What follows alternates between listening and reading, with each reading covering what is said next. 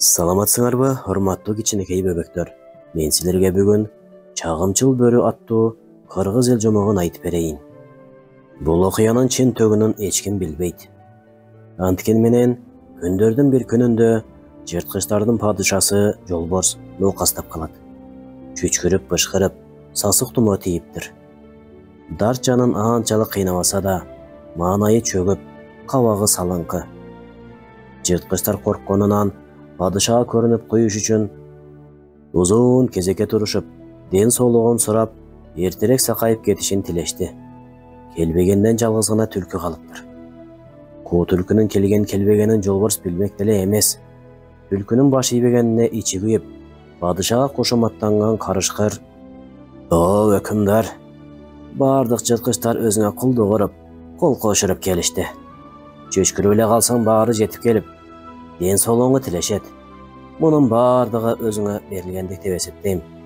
Бирок түлкүнүн үнү чыкпайт, өзү да көрүнбөйт", деди кулагына шыбырап. Жолборстун жини кайнап, "Түлкүнү таап келгиле", деп буйрук берди. Түлкүнү таап, падышага алып келатышканда, карышкырдын табалап турган кебетесин көрүп, жел кайдан сооп атканын түлкү дароо түшүндү.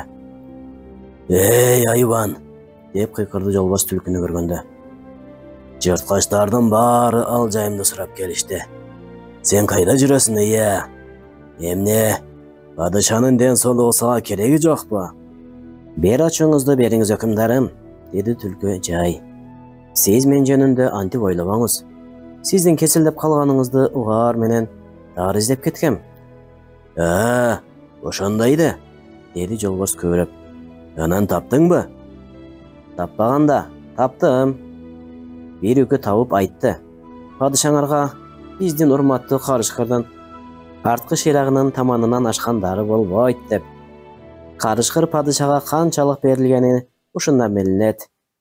Түлкү карышкырды алдырдан карап койду. "Эй, кыйды айбан", деди Жолборс түлкүгө.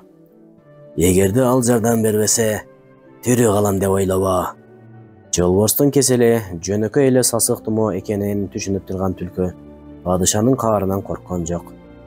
Бир топ күндөн кийин түлкү токойду аралап келатса, алдынан 3 буттаган карышкыр чыгат. Түлкү: "Досум, эч убакта көктү карап түкүрбө. Ал кайтып келип башыңа тиет. Ошону унутпай жүргүн", деп куйругун булактатып, ойсоңдогон бойдон басып кетти.